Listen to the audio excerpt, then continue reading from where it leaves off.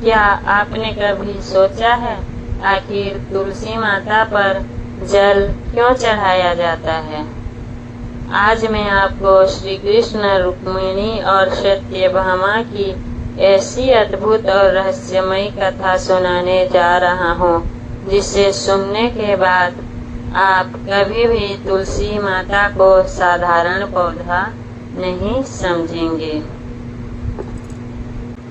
इस कथा में छिपा है भक्ति, प्रेम और समर्पण का ऐसा रहस्य जो भगवान को भी भक्त के सामने झुकने पर मजबूर कर देता है। चलिए फिर आज के कथा का शुभारंभ करते हैं। द्वारिका नगरी में भगवान श्री कृष्ण अपने रानियों के साथ सुखपूर्वक निवास करते थे। उनकी अनेक रानियां थी, लेकिन रुक्मिणी और सत्यभामा का स्थान विशेष था। रुक्मिणी जी अत्यंत सरल, विनम्र और भक्तिमयी थी। उनके मन में कभी अहंकार नहीं आता था। वे हर समय भगवान की सेवा और भक्ति में लगी रहती थी। दूसरी ओर सत्यभामा अत्यंत सुंदर, तेजस्वी और धनवान थी। उन्हें अपने सौंदर्य और वैभव पर गर्व था। एक दिन सत्यभामा अपने महल में बैठी थी। चारों ओर सोने के स्तंभ, हीरे जवाहरात और दास दासियों की भीड़ थी। उनके मन में विचार आया, संसार में मुझसे अधिक भाग्यशाली कौन होगा? भगवान श्री कृष्ण मुझसे बहुत प्रेम करते हैं। उसी समय देवर्षि नारद वहां पहुँचे। सत्यभामा ने उनका आदर सत्कार किया। नारद जी मुस्कुराए। ये मनुष्य के मन की बात तुरंत समझ जाते थे। उन्होंने कहा, महारानी, आप बहुत प्रसन्न दिखाई दे रही है। सत्यभामा बोली, देवर्षि, भगवान मुझसे बहुत प्रेम करते हैं। यही मेरे सुख का कारण है। नारद जी बोले, यदि ऐसा है तो आप अपने प्रेम की परीक्षा क्यों नहीं लेती?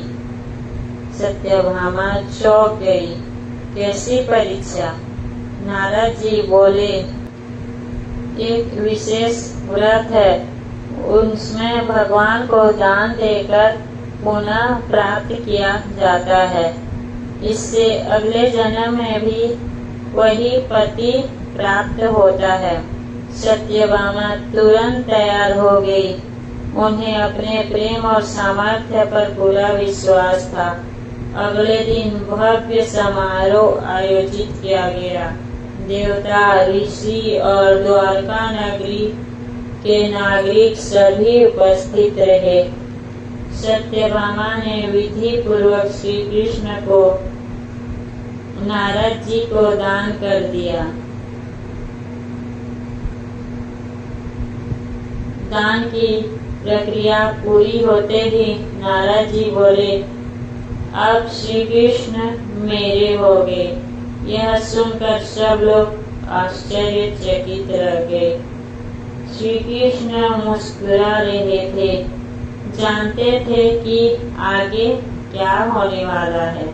कुछ देर बाद सत्यभामा बोली, देवर्षि, आज मुझे मेरे स्वामी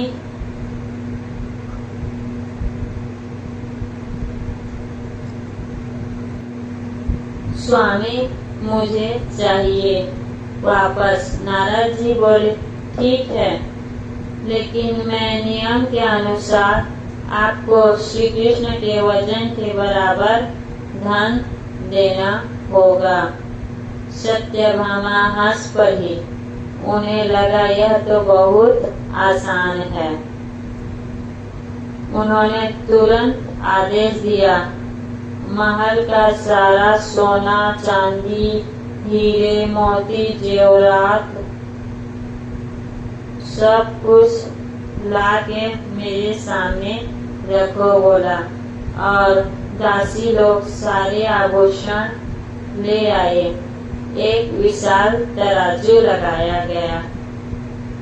एक पलड़े में श्री कृष्ण बैठ गए, दूसरे पलड़े में सोना रखा जाने लगा। सोना बढ़ता गया, हीरे रखे गए, मोती रखे गए, माणिक्य रखे गए, जितने भी मूल्यवान वस्तु थे सब तराजू में रखे गए, लेकिन श्री कृष्ण वाला पल्ला जरा भी नहीं हिला। सत्यभामा आश्चर्यचकित हो गई। उन्होंने और धन मंगवाया, दासियों को आदेश दिया, पूरा खजाना ही खाली कर दिया गया, फिर भी तराजू नहीं झुका।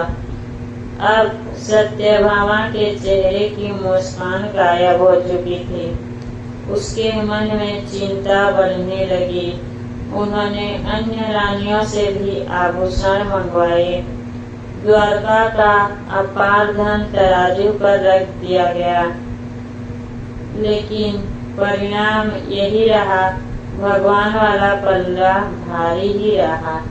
अब सत्यभामा के आंखों में आंसू आ गए।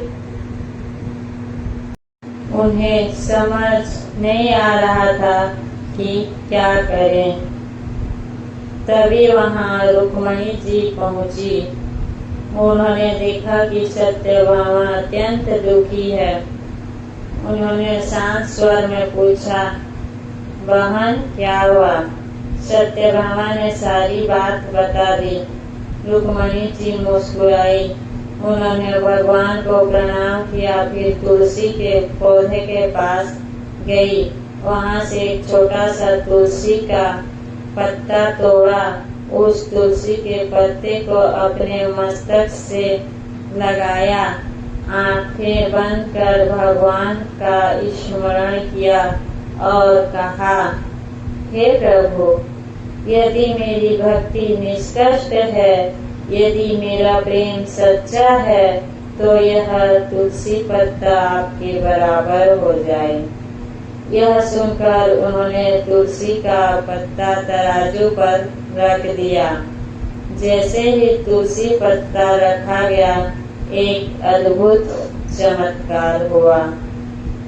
तराजू तुरंत संतुलित हो गया।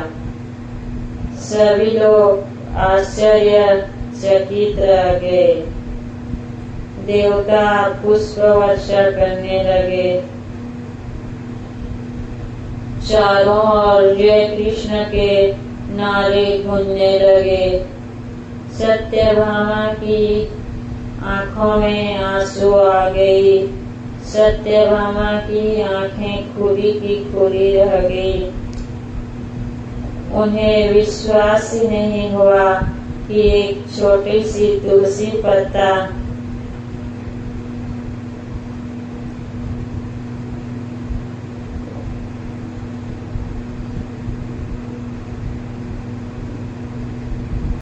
उन्हें विश्वास ही नहीं हुआ कि एक छोटा सा तुलसी का पत्ता उनके सारे खजाने में भारी पड़ गया। तब नारद जी बोले, महारानी, भगवान को धन नहीं चाहिए, भगवान को सच्चा प्रेम चाहिए। तुलसी पत्ता छोटा अवश्य है, लेकिन उसमें रुक्मणी जी की भक्ति और समर्पण समाया हुआ है। उनकी सच्ची भक्ति है, उसका प्यार है। इसीलिए ये तुलसी की पत्ता से तराजू का पल्ला बराबर हो गया। जहाँ सच्ची भक्ति होती है, जहाँ सच्चा प्रेम होता है, जहाँ निश्चल प्रेम होता है, जिसका मन निश्चल होता है, वहाँ भगवान स्वयं उपस्थित हो जाते हैं। सत्यभामा का अहंकार टूट चुका था।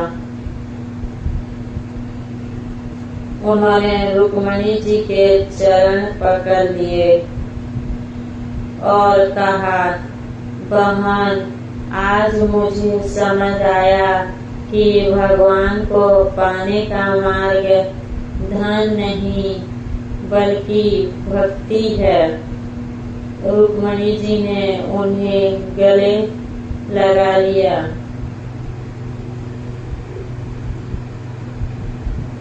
भगवान श्री कृष्ण मुस्कुराने लगे। ये वही शिक्षा संसार को देना चाहते थे। तभी भगवान बोले, जो भक्त प्रेम से मुझे एक पत्ता, एक फूल या एक फल या थोड़ा सा जल भी अर्पित करता है, मैं उसे स्वीकार करता हूँ, लेकिन उसमें श्रद्धा, प्रेम, निश्चल प्रेम होना चाहिए। जो भक्त प्रेम से मुझे एक पत्ता भी दे देता है, मैं प्रसन्न रहता हूँ, लेकिन उसमें श्रद्धा और प्रेम होना चाहिए। इसी कारण तुलसी माता को भगवान श्री कृष्ण के सबसे प्रिय माना जाता है। मान्यता है कि जो भक्त प्रतिदिन तुलसी माता को जल अर्पित करता है, दीप जलाता है और श्रद्धा से पूजा करता है, उसके घर में सुख, शांति और सकारात्मक ऊर्जा बनी रहती है। तुलसी केवल एक पौधा नहीं बल्कि भक्ति और पवित्रता का प्रतीक है। तो भक्तों, इस कथा से हमें यह शिक्षा मिलती है कि अहंकार चाहे कितना भी बड़ा क्यों न हो, वह भगवान तक नहीं पहुंच सकता, लेकिन सच्ची श्रद्धा, निष्कपट प्रेम और भक्ति भगवान को तुरंत प्रसन्न कर देती है। यही कारण है कि आज भी करोड़ों लोग दिन प्रतिदिन तुलसी माता को जल चढ़ाते हैं और श्री कृष्ण को स्मरण करते हैं। बोलिए वृंदावन बिहारी लाल की जय। बोलिए राधा माधव की जय। राधे राधे, जय श्री कृष्ण। तो भक्तों, आज ये कथा का समापन यहीं पे करते हैं। राधे राधे। अगर ये कथा आपको थोड़े भी पसंद आई होगी तो कृपया मेरे चैनल को सब्सक्राइब कर दीजिए व लाइक कर दीजिए और मुझे सपोर्ट कीजिए। मेरा वॉच टाइम बढ़ाने में आपकी बहुत बहुत कृपा होगी। राधे राधे।